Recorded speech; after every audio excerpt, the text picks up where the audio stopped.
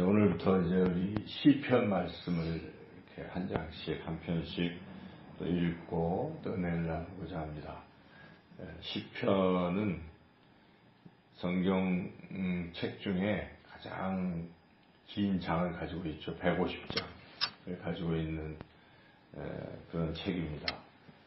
시편은 또한 가장 또 저자들이 많고 가장 긴 기간 동안에 쓰여진 그런 책입니다. 그래서 시편은 무려 한 1000년 정도에 걸쳐서 기록되었다고 볼 수가 있습니다. 그 이유는 모세가 쓴 시도 이 시편에 있습니다. 90편이 모세가 쓴 시가 있고, 그리고 바벨론 포로기에 쓰여진, 또 돌아와서 쓰여진 그런 시들도 상당히 많이 있습니다. 그래서 주전 1440년 이때가 이제 모세 때고, 다윗은 물론 주전 1000년이지만 바벨론 포로가 또 주전 586년, 그러니까 전체적으로 보면 약 1000년에 걸쳐서 쓰여진 것이다. 그렇게 볼 때에 시편은 인간의 모든 어떤 다양한 그런 삶이 드러나 있는 그런 것이라 볼 수가 있습니다. 시편은 다른 성경과 좀 차이가 있는 것이, 하나님의 말씀이 하나님이 이르시되 하는 식의 그 말씀은 거의 잘 나오는 것이 아니고, 인간이 하나님께 드리는 그런 글이죠. 그래서 다윗도 그렇고, 다윗이 이제 전체적으로 가장 많은 시를 썼죠. 한 반절가량은 다윗이 쓰고, 그 다음에 아삽이라든지 고라, 이런 사람들 쓰고, 솔로몬도 한 2편 쓰고, 그 외에 한 또 3분의 1은 작자 미상, 알려지지 않은 다양한 시인들이 이렇게 기록했기 때문에 여러 사람들의 그런 삶의 애환, 슬픔, 탄식, 또 간구, 감사, 찬양 등등 이런 다양한 인간의 그런 애락이 다 잘 담겨져 있습니다. 그래서 이 시편이 하나님이 이렇게 말씀하시는 것도 아니고 인간들이 말하는 것인데 왜 하나님의 말씀인가에 대해서 우리가 궁금증을 가질 수가 있는데, 그것은 이 다양한 모든 인간들의 그런 애환이 기록되어 있다는 것은, 이것은 과거뿐만 아니라 오늘 이 시대의 그 누구에게도 다 동일하게 적용되는 것이고, 그러한 그 1000년에 걸친 이스라엘 사람들의 그 하나님과의 그 관계, 그리고 시편은 하나님과의 관계 없는 건 하나도 없죠. 그 관계 속에서 드러나는 어떤 모습들을 통해서 하나님께서 우리 인간들이 이렇게 살아야 한다는 것을 깨닫게 해주시는 그런 말씀이기 때문에 또 하나님의 말씀입니다. 그래서 우리가 이제 이 말씀들을 한 편씩 읽어내려 할 것입니다.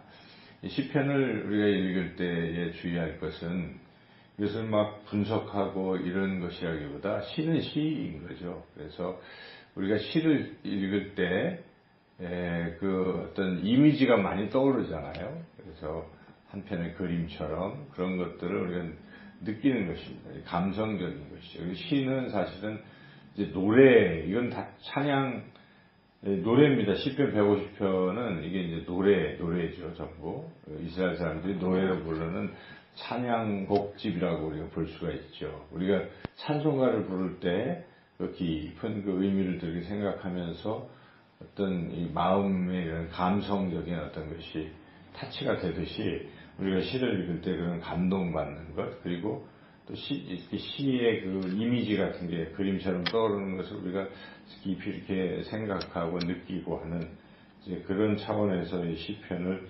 읽어나가야 되겠습니다. 그럼에도 불구하고 이제 시편이 그냥 아무런 그런 것이 아니라 일종의 어떤 체계가 있는데, 시편은 5편으로 또 이렇게 구별이 되어 있습니다. 5권으로. 그래서 각 권을 묶었다는 것이죠. 다양하게 흩어져 있는 시들을 묶었어요. 묶을 때는 이걸 묶은 사람의 의도가 있겠죠. 그런데 그 의도도 하나님께서, 성령님께서 그렇게 만드신 것이기 때문에 이런 의도도 우리가 더 잘 파악해 봐야 되겠습니다. 보면은 시간적인 순서도 많이 관련이 된 것 같아요. 그래서 앞부분에 이제 3편부터 다윗의 시들이 쭉 나오고, 한 1권, 2권까지는 다윗 시들이 주를 이루고 있는 것이죠. 뒤도 물론 나오지만, 그 다음에 그래서 일종의 이제 다윗 시대의 어떤 그런 것이라고 볼 수 있다면, 뒤쪽으로 가면은 이제 뭐 열왕기 시대라고 볼 수 있겠어요. 그런 시대와 거쳐서 바벨론 포로기 4권, 5권으로 가면 바벨론 포로기로 간다든지, 그래서 이스라엘 한 역사가 흘러가는 그런 느낌도 우리가 받을 수가 있습니다. 그래서 그리고 이제 시편은 전체적으로 주제가 있는데, 그 주제는 서론 부분에 나오는데 1권 1장에서 1편에서 150편까지 중에 1편, 2편이 전체의 서론이라고 말할 수가 있습니다. 서론. 근데 시편 1편은 전체의 서론이고 2편은 이제 앞에 전반부의 서론인데, 여튼 이 1편, 2편을 우리가 좀 더 주의 깊게 봐야 되겠죠. 여기에 모든 주제가 담겨 있기 때문에 우리가 잘 또 깨달아야 되겠습니다. 그래서 그 외에는 이제 우리가 차차 또 시를 읽어가면서 할 수 있는데, 한 가지만 더 첨언을 한다면, 이 시가 이제 분류가 될 수가 있어요. 그 시는. 그래서 이게 이런 부류에 속한다라는 걸 그래서 미리 알고 읽으면 참 좋죠. 그래서 어떤 시는 제일 많은 시가 탄원시예요. 안타깝게도 감사시가 많아야 될 텐데 인간들이 감사가 적다는 것입니다. 그것도 잘 드러내는데, 탄원, 이거 원통하고 해주십시오 하는 이런 탄원시가 그렇게 제일 많습니다. 제일 많고, 그 다음에 이제 감사시, 찬양시, 그리고 신뢰시라고 시편 23편 같은 경우는 하나님께 하나님을 절대적으로 믿는 것이 여호와는 나의 목자시니, 이렇게 하나님에 대한 절대적인 믿음을 표현하는 그런 신뢰시도 있고, 그리고 이제 왕의 어떤 즉위식 때 쓰는 그런 시들도 있습니다. 등등 이제 다양한 종류들이 있기 때문에 그런 걸 우리가 잘 알 필요가 있습니다. 또한 한 가지만 더 또 첨언한다면, 이 시도 행이 있고 이제 연이 있고 그렇습니다. 왜 우리 다른 이런 산문 같은 걸 읽을 때는 단락 구비열이 되잖아요. 여기까지 여기가 한 주제. 시도 그렇게 쓰는 거예요. 그래서 여러 행들을 묶어서 한 연, 이게 3연으로 돼 있다 그러면 이게 요 내용, 서론, 본론, 결론으로 될 수도 있고, 그렇게 이 시 읽을 때도 그런 어떤 연의 구별, 이런 걸 좀 보면 참 좋겠지요. 그래서, 우리 동그라미가 있다든지, 이렇게 해도 돼 있어요. 우리 이제 성경에 보면, 여기가 한 단락이다, 연이다. 이제 그렇게 해서, 여기까지 한 주제 이렇게 볼 수 있고, 그리고 각 절로 이렇게 표현되어 있는데, 꼭 절은 아니겠지만, 한 행이 있습니다. 행.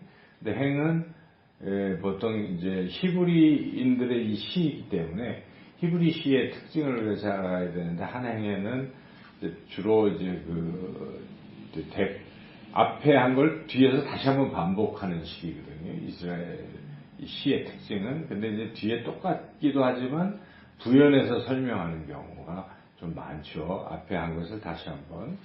그런 구조를 우리가 좀 이해하면서 시를 읽으면 좀 더 풍성하게 시를 잘 이해할 수 있게 될 것입니다. 이제 오늘 1편 말씀 우리가 같이 읽었는데, 이게 이제 전체 주제인데, 여기에는 복 있는 사람과 또 그렇지 못한 복 없는 악인의 삶을 대조적으로 이렇게 보여주고 있다는 것이기 때문에, 이 시편 전체의 주제는 복 있는 사람으로 살아라 하는 것이죠. 복 있는 사람.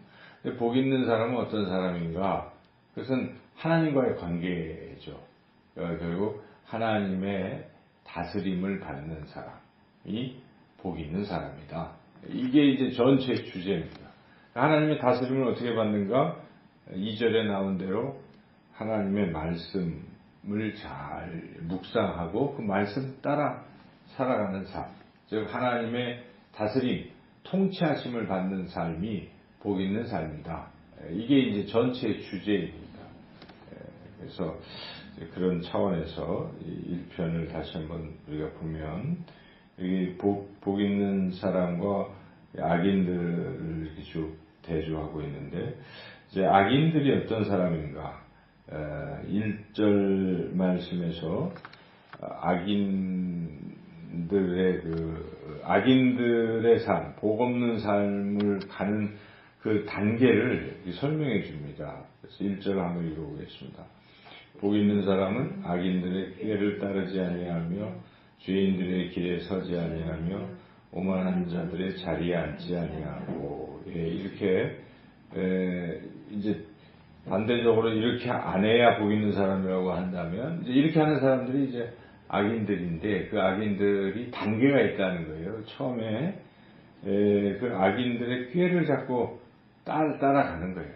처음에 말하면 거기에 이렇게 귀를 기울이는 것이죠. 두 번째는 그 죄인들의 길에 선다는 것은 그 가는 길로 이제 본격적으로 나선 것이죠. 그래서 좀 나서다가 오만한 자들의 자리에 앉지 아니한다는 것은 이제 눌러앉는, 오만한 자들의 자리에 눌러앉는. 그러니까 이렇게 이제 악인이 되어가는 것입니다. 처음에는 선량한 사람도 악한 사람을 만나게 되면 이제 악인이 되는 겁니다. 그 사람을 만나서 그 사람이 얘기하는 걸 자꾸 솔깃솔깃 들으면 어떻게 됩니까? 솔깃해서 그런 생각을 자꾸 하게 돼요. 그러다가 그 사람이 가는 길을 자꾸 졸래졸래 쫓아가면요, 어느 정도 이제 물이 익어가다가 그 사람이 딱 하는 곳에 그냥 머물러서 계속, 그러니까 우리가 참 이 말씀을 읽으면서 누구랑 어울릴 것인가 굉장히 중요한 거예요. 옛말에도 우리 유유상종이라는 말이 있습니다. 다 끼리끼리 모이게 된다는 것이죠. 저도 센터에서 이렇게 보면 어떤 아이는 놀기를 너무 좋아하는데 그걸 내버려 방치했더니 그냥 다 놀고 있는 거예요. 그래서 막 센터에 오지도 않고 밖에서 모여가지고 노는 그런 흐름이 너무 이어져서 이거 안 되겠다, 이런 생각이 들었거든요. 그래서 분위기를 지금 완전히 바꿔서 어제도 저녁에 막 좀 시끄러울 정도로 모여가지고 공부를, 불이 꺼져 있어도 여기 모여가지고 오신 선생님들 우리 다 해가지고 아이들을 가르치고 하니까 아이들도 갈 때 이렇게 기쁨이 있어요. 아이들, 이게 기쁨인 것이죠. 그래서 그런 어떤 분위기도 상당히 중요하기 때문에 우리 신앙생활에 자꾸 이렇게 나쁜 사람들과 자꾸 만나고 하는 것은 그리 과히 좋은 일이 아니다 하는 것입니다.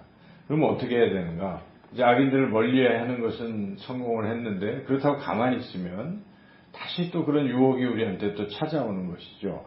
그래서 우리가 해야 할 일은 그 빈 마음, 빈 자리를 채워야 하는데, 그건 당연히 하나님의 말씀으로 채워야 된다는 것입니다. 2절을 읽어보겠습니다. 오직 여호와의 율법을 즐거워하여 그의 율법을 주야로 묵상하는도다.